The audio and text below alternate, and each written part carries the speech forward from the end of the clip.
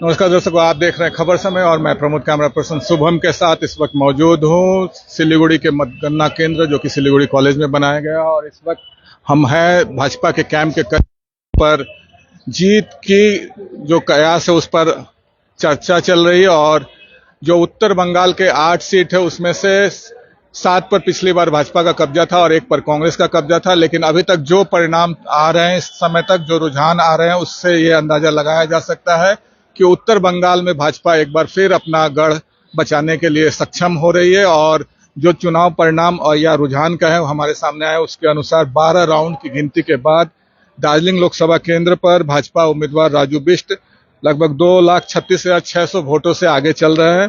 वहीं जलपाईगुड़ी जिले की बात करें तो वहां पर भाजपा के उम्मीदवार डॉक्टर जयंत राय 74,925 वोटों से आगे चल रही है। हम आपको 12 राउंड के गिनती के बाद का आंकड़ा बता रहे हैं, ये अभी भी रुझान है, कोई भी चुनाव परिणाम अभी तक आधिकारिक रूप से घोषित नहीं हुए हैं। और अलीपुरद्वार की बात करें तो वहां से भाजपा उम्मीदवार मनोज तिग्गा लगभग 50,000 से अधिक वोटों से लीड कर रहे हैं। कूच बिहार की बात करें तो सुबह से ही प्रत्येक राउंड की गिनती के बाद केंद्रीय गृह राज्य मंत्री निशित प्रामाणिक जो थे कूच बिहार से पीछे चल रहे थे, लेकिन 12वें राउंड के गिनती के बाद वो लगभग 1437 वोटों से आगे चल रहे हैं। और मालदा उत्तर की बात करें तो वहां पर खगेन मुर्मू भाजपा के जो उम्मीदवार हैं वो 45,645 वोटों से आगे चल रहे हैं।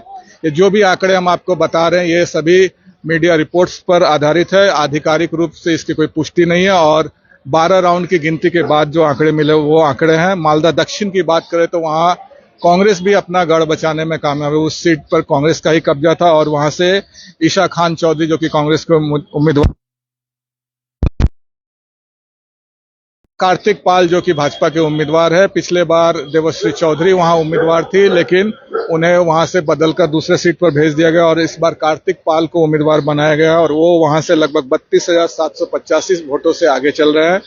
बालूरघाट की बात करें तो काफी समय से पिछड़ते भाजपा के राज्य अध्यक्ष सुकांतो मजूमदार इस वक्त जो आंकड़ा हमारे सामने है उसके अनुसार 480 वोटों से आगे चल आंकड़े दे रहे, ये 12वें राउंड की गिनती के बाद है।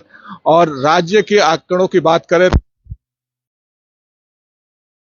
पीछे हो रहा है कि कभी तृणमूल के जो उम्मीदवार हैं वो 29 सीटों 30 सीटों पर आगे हो रहे हैं और भाजपा के उम्मीदवार 10 या 11 सीटों पर आगे पीछे चल रहे हैं। भाजपा बंगाल में अपने 18 सीटों को भी बरकरार नहीं रख पा रही, जो आंकड़े सामने आ रहे हैं, चुनाव परिणाम जो सामने आ रहे हैं उसके अनुसार। और इस वक्त पश्चिम बंगाल की बात करें तो यहां पर ममता बनर्जी का दबदबा एक बार फिर कायम होता दिख रहा है और पिछले बार की तुलना में अधिक सीटें लेकर आ रहे हैं तृणमूल कांग्रेस। पश्चिम बंगाल में अभी तक के जो आंकड़े उसके अनुसार 28 से 30 सीटें टीएमसी के उम्मीदवार जीत सकते हैं। और कैंप की बात करें तो यहां पर मेरे ठीक पीछे भाजपा का कैंप है जहां पर केंद्रीय चुनाव परिणाम के अनुसार शांति का माहौल है, क्योंकि जो लक्ष्य भाजपा की ओर से रखा गया था वहां तक भाजपा नहीं पहुंच पा रही है, उसी वजह से यहाँ पर सन्नाटा पसरा हुआ है। भाजपा के राज्य जिला अध्यक्ष के साथ सिलीगुड़ी से विधायक शंकर घोष भी यहाँ मौजूद है और कार्यकर्ता वार्ड काउंसिलर सभी मौजूद है।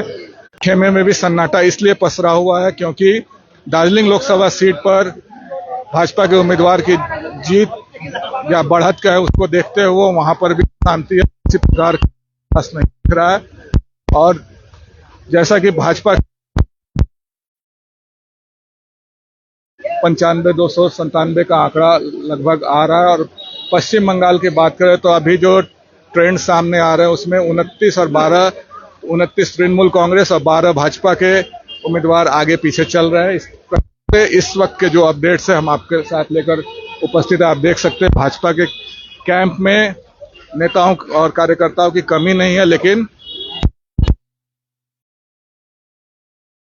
में वो बरकरार नहीं रख पा रही है भाजपा। इस वजह से शांति का माहौल है, कहीं कोई हर्षोल्लास नहीं दिख रहा है। सभी नेता इंतजार कर रहे हैं कि जब तक फाइनल परिणाम नहीं आ जाए तब तक शांति बनाए रखने की कोशिश कर रहे हैं। तो ये थे अब तक के अपडेट्स जो हम आपके साथ लेकर उपस्थित हुए थे 12 राउंड की गिनती के बाद के उत्तर बंगाल के सभी 8 सीटों का आंकड़ा हमने आपके सामने रखा।